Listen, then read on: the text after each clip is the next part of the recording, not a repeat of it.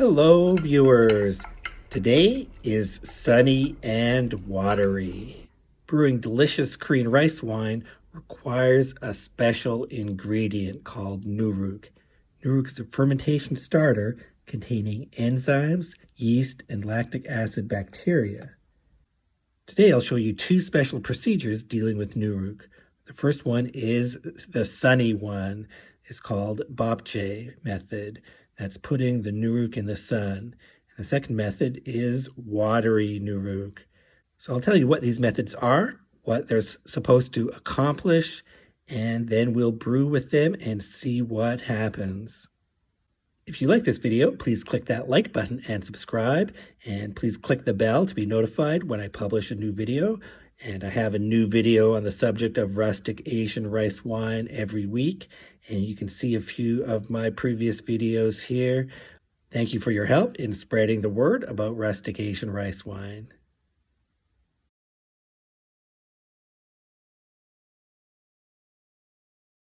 So what is the beopje method? Well, you break up the Nuruk into small pieces the size of a bean, you spread it out in a thin layer, and you expose it to direct sunlight during the day, and overnight you allow dew to collect on it, and you do this for 2 or 3 days in total. That is the beopje method. So I'm going to follow this method, and I'll tell you what the purpose of this method is, what it's supposed to accomplish. Okay, so this is Nuruk from a package, so it's already ground. It's already small enough, so I'm just weighing it now on this plate, and so that's 90 grams of Nuruk, and that so I'm going to put this in the sun. So if I put it right here, it's in the sun, but there's a glass in between the sun and the Nuruk, so we can do better. Because I'm pretty sure we want direct sunlight. We actually want that ultraviolet light from the sun. So now there's just a screen between the sun and the Nuruk. We want that direct sunlight. That's going to do the trick. And because of the screen, we are protected from animals, birds, and insects. So that's good. I don't want to just put this outside. It'll get eaten up by all these guys here. So we don't want that to happen. Instead of leaving it outside overnight to collect dew, I'm going to just spray it with some water, a mist of water, and that'll be enough to simulate that. I did this for 3 days. I got continuous sun for 1 day and partial sun for the remaining 2 days. So what's the purpose of beopje? One of the purposes is to remove any bad odors in the Nuruk. So a good odor would be like fresh grass, or I like describing a good smell of Nuruk as a clean barn. It should smell fresh. And a bad odor would be a musty or moldy smell. That's not what we want. Another thing that beopje method does is it kills off any mold that have to be growing if the Nuruk got moist for some reason, or if it got infested by insects. This is a way to repel the insects. And it also reactivates the desired microorganisms in it, such as maybe yeast or lactic acid bacteria. This will help reactivate those organisms. So make sure to move the plate around so the sun is shining on the Nuruk throughout the day. So now let's talk about watery Nuruk. The instructions for the watery Nuruk method are to soak the Nuruk in water before brewing, and the temperature should be 25 degrees Celsius for 4 days. And where I got these instructions are from this document. You know, there's a certain proportion of Nuruk and water. I didn't follow that. Otherwise, I try to follow these instructions. And what this document says is that the purpose of watery Nuruk is to help with the culture of yeasts and the extraction of enzymes, and that it controls the growth of unwanted bacteria. So this sounds like a good thing. Let's try this out and see what happens. So again, here's the same Nuruk, and I'm going to measure 90 grams into the fermentation jar along with 1 liter of water. which is what I would use for my whole recipe. And mix that up for a minute. And I'm going to close the lid tightly now and put it in my temperature control chamber, which I've set to 25 degrees Celsius. And then I just left it alone for 4 days at that temperature. That's all I did. Okay, so let's see what happens with that. Okay, now I have both my beopje Nuruk and my watery Nuruk ready. I'm going to prepare the rice for brewing. So I'm going to measure 3 kilograms of rice here. 3 kilograms of sweet rice, chopped soft. And I'm going to gently wash and rinse the rice repeatedly. So what I'm going to do, so this is 3 kilograms for 3 Danyangju brews, 3 single stage brews. Jar A is going to be watery Nuruk. Jar B is going to be the beopje method. And jar C is going to be my control brew, which is using normal Nuruk, just straight out of the package.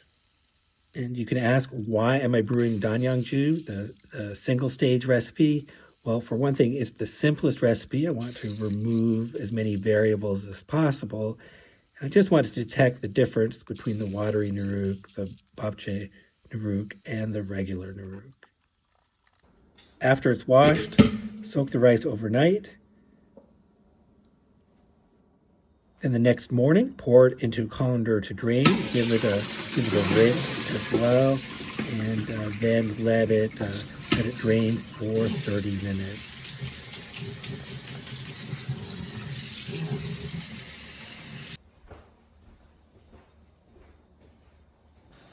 Okay, got the steamer ready. We're going to steam this rice.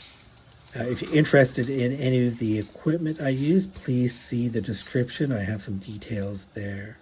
Wrap up the rice in a dampened cloth, and as soon as you see steam escaping, start timing 40 minutes.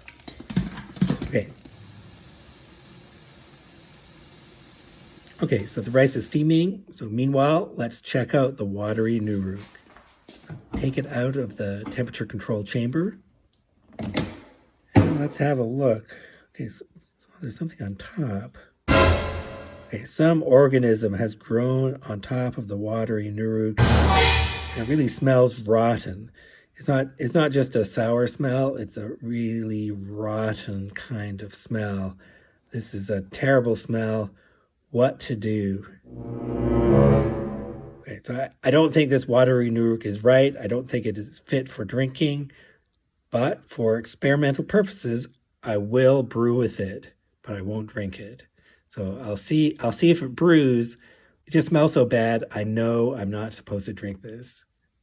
I'm going to think about what went wrong with the watery Nuruk, and I'll get to that later in this video. Back to brewing. Okay, so here's the beopje Nuruk, and I'm just going to weigh it again, make sure it's the same, and it is. Scale is just accurate to 1 gram anyhow, so that's the same.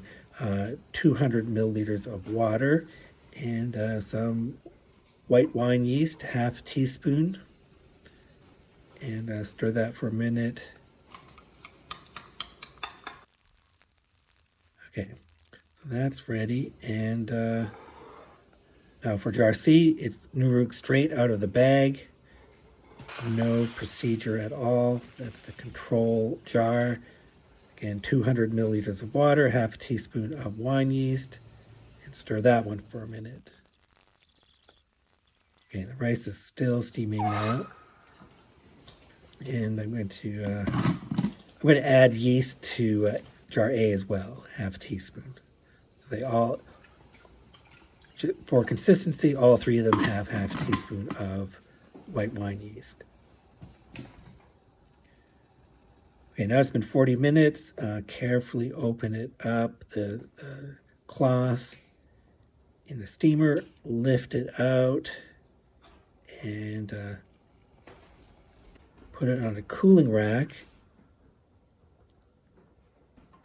and spread it out. It's got to dry out a bit and cool. I want it to cool to room temperature, at least less than 30 degrees Celsius.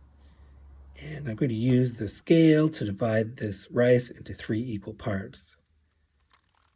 So it's in the bowl on top of the scale there, and I'll distribute it from the bowl. So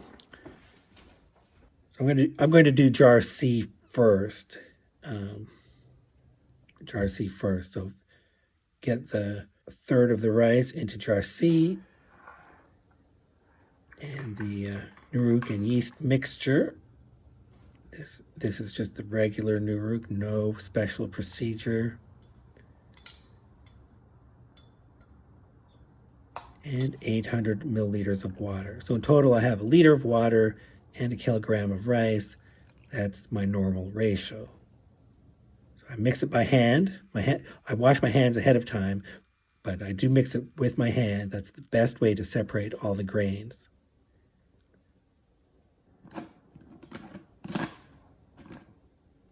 And then jar B. So another third of the rice goes in jar B. And this is the beopje Nuruk in the sun. And again, 800 milliliters of water. And I wash my hands again and mix it by hand. Okay, so all the grains of rice are separated. I was gentle, but everything is mixed up now. Okay, so that's jar B and jar C. Now there's jar A. Well, that already has all the water I need, so I just add in all the remaining rice, the remaining third of rice. And this one, I don't know about. I don't think it gets a thumbs up because it really smells bad. So let's see if it ferments. Okay, and I'm going to put all 3 in the cabinet here. Out of sunlight, temperature is between 18 and 22 degrees Celsius as this is brewing. So on the evening of day 0, let's take a look at it. I do want to stir it twice a day for the first 2 days. Just to avoid contamination, I'm going to start with jar C, then do jar B,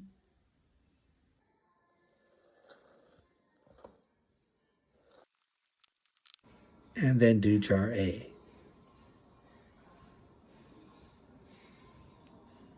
Jar A looks like it might have some mold growing on it too. Okay, that might give it some extra flavor.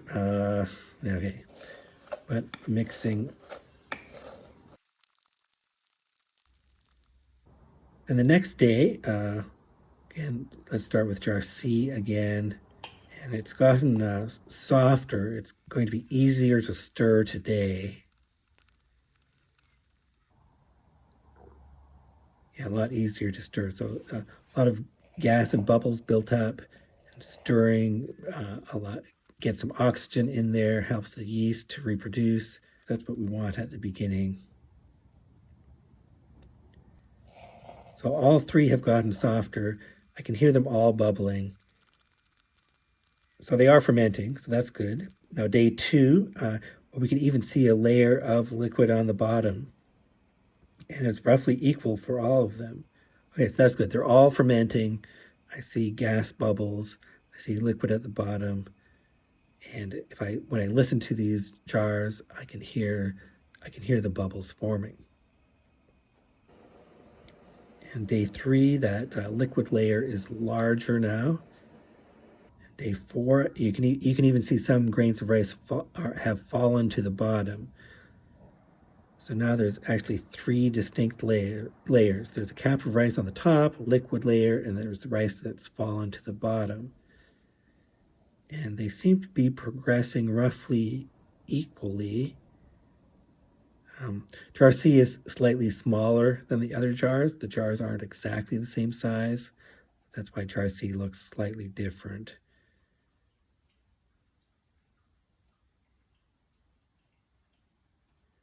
Okay, it's day 10. More and more rice has fallen. That liquid layer in the center has gotten more clear, but also smaller. and I haven't been stirring since the second day. Okay, now day 13, I see there's almost no middle layer left, and that's a good indication for me that I want to bottle it. Okay, so that's what they look like right now. Looks like it should be pretty soft and liquid. So I boil my filter bag. I'm going to do jar B and C first.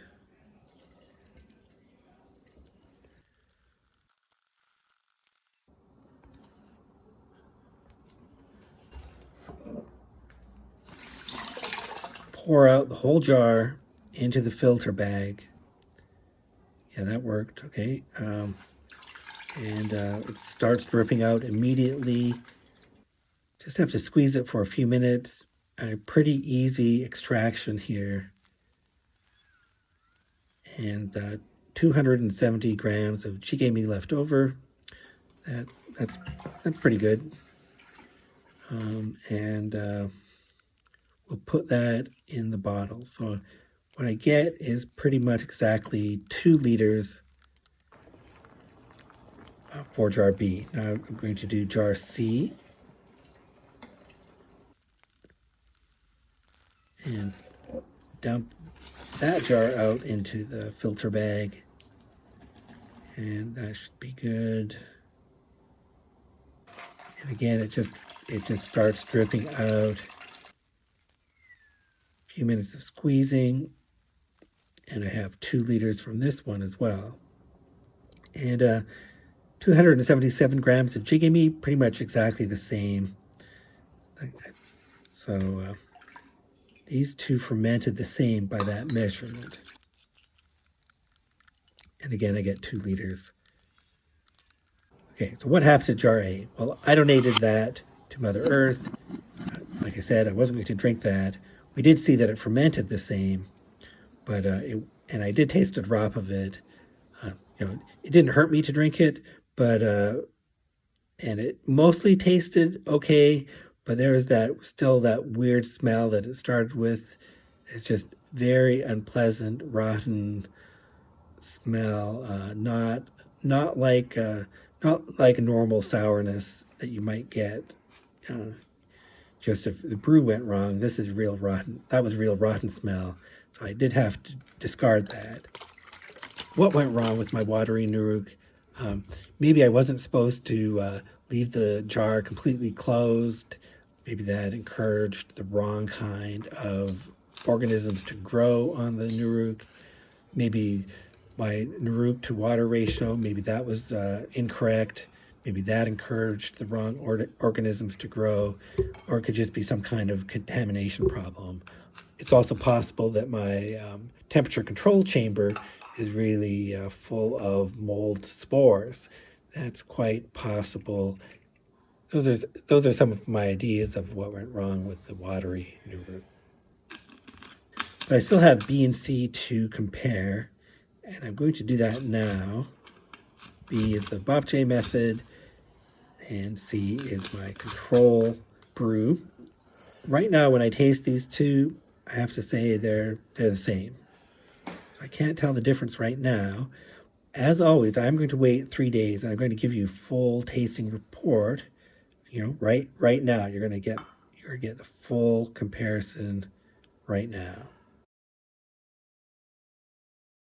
So it's been 3 days, and now I'm going to taste and judge. So jar A was discarded because it smelled so bad at the beginning. It wasn't worth tasting that one. But we have B, which is the sunny brew. So that's the brew with the Nuruk that was put in the sun. It basked in the sun during the day, and it experienced some dew during the night, and then it basked in the sun again. And that's supposed to help clean up the Nuruk, activate it, make it work better, taste better. So that's B, and then C is just using the Nuruk straight out of the bag. One thing you can see now that it's been 3 days, both of these have settled a lot, and they've settled the same amount. And I can feel there's a bit of pressure buildup in this. These have been closed for the past 3 days. So I'm going to be careful opening this, and I am going to mix them both up and taste them. I'm just going to taste the wanju, since this is just a single stage brew. Since these were both single stage brews, I'm just going to taste the wanju with both of these layers mixed together. So, okay, I'm going to pour these now and compare the taste.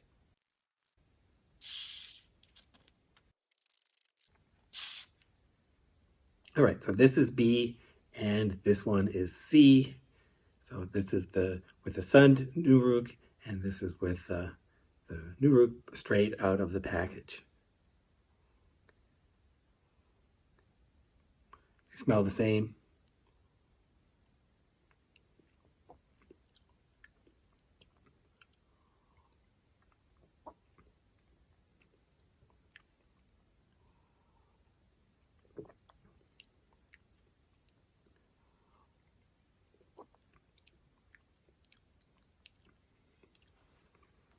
Of course, they have a very similar taste. It does seem like the Nuruk straight out of the package has a sharper flavor.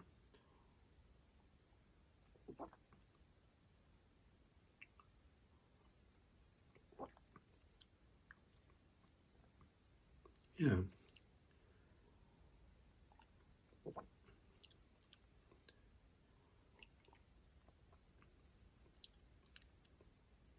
Okay, I think this is quite a subtle difference, but the sunned Nuruk is a little smoother. It produced a smoother brew. It's just a little less sharp, and I think because of that, you end up tasting more sweetness.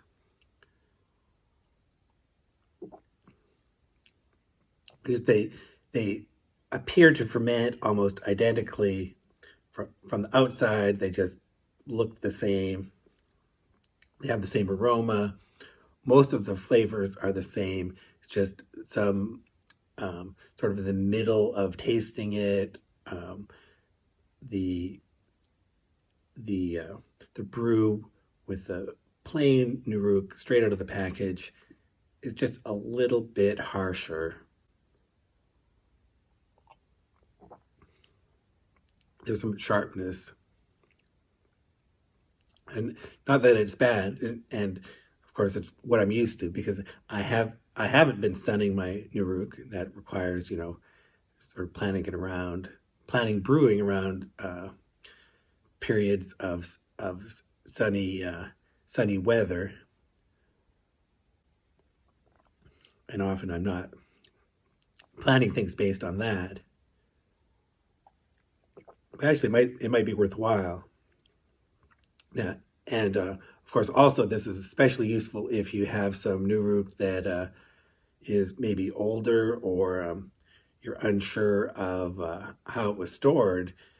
The only way to renew it is to put it in the sun, make sure it's dried out again, and get some moisture, some sun, some moisture, some sun, and that should rejuvenate the Nuruk and sort of clean it up, and you should get a better brew out of it. Now, in this case, I used it with Nuruk just straight out of the package that seemed perfectly fine to begin with.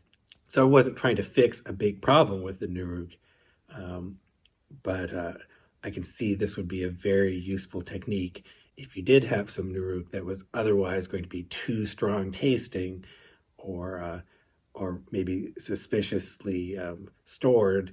The beopje process is a very useful process. It's especially useful if you've had your package of Nuruk open for a while and maybe you don't trust it as much. It's a good way to reactivate your Nuruk and have more confidence in your next brew. So in terms of the sun, use the beopje method. That's the way to do it. Sun your Nuruk, get a better brew. In terms of the watery Nuruk, well, the way I did it obviously was not the right way to do it. It's watery Nuruk is a traditional method, but not the way that I did it. So don't do what I did. Obviously, putting it in an enclosed jar for the 4 days, that just produced a smelly mess. There must be more to this method that just I don't know about yet. So don't do what I did. I'm sure the traditional brewers will be able to correct me on the watery Nuruk method. I'm sure it's still a useful method. It's just not the way that I did it. So go with this. Go with the sun. Go with the sun for now. Sun your Nuruk. Thank you for watching.